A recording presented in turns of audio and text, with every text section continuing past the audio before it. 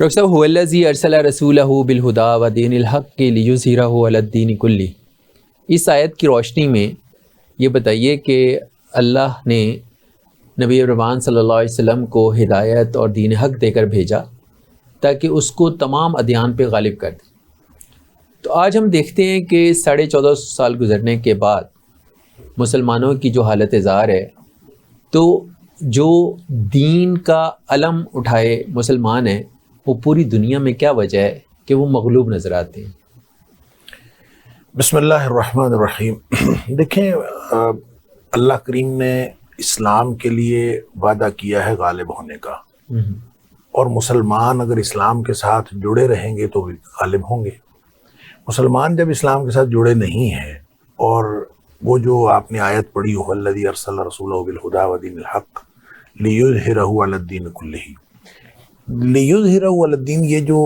اظہار ہے یا غلبہ ہے، یہ دو اعتبار سے ہے۔ ایک تو اس کو اس اعتبار سے بھی دیکھنا چاہیے،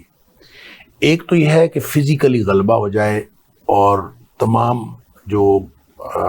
دنیا ہے وہ اسلام کے زیر نگیں آ جائے۔ دوسرا اس کا معنی یہ ہے کہ ادیان کے اوپر دلائل کے اعتبار سے اسلام کا غلبہ ہے۔ کبھی ایسا ہو نہیں سکتا کہ کوئی دنیا کا دین، کوئی مذہب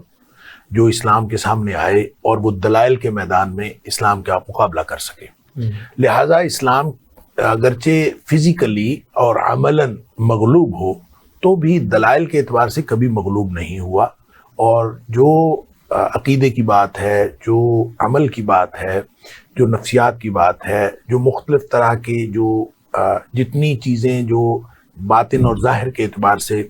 جن کو بھی آپ غلبے کے حوالے سے بات کرتے ہیں کہ وہ فکری میدان میں جتنی بھی غلبے کی حرکیات ہو سکتی ہیں، اس میں اسلام بہرحال پھر بھی غالب رہتا ہے، اگرچہ وہ فزیکلی مغلوب ہی ہو۔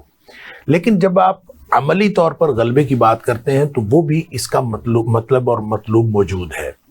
کہ ایسا ہو نہیں سکتا کہ اللہ کریم نے یہ دین غالب کرنے کے لیے بھیجا ہے اور وہ مغلوب ہو گیا ہے، تو اس کا مطلب یہ ہے کہ کوئی بنیادی چیز مسنگ ہے، کوئی ایسی چیز مسنگ ہے جس کی وجہ سے ہم غلبے کو مغلوبیت کی صورت دے بیٹھے ہیں۔ اور اس مسنگ چیز کو اگر آپ ہماری تاریخ کے اعتبار سے دیکھیں یا قرآن حکیم کے اعتبار سے دیکھیں تو بات ایک ہی ہے، وہ یہ ہے کہ دنیا میں اللہ تعالیٰ جس کو بھی غلبہ دیتا ہے اس میں افرادی قوت بھی شامل ہوتی ہے، اس میں وسائل اور مختلف جو مال اسباب ہوتے ہیں وہ سب کچھ شامل ہوتا ہے۔ ان کی وجہ سے ان کو غلبہ ملتا ہے، اور جس کے پاس افرادی قوت زیادہ ہوتی ہے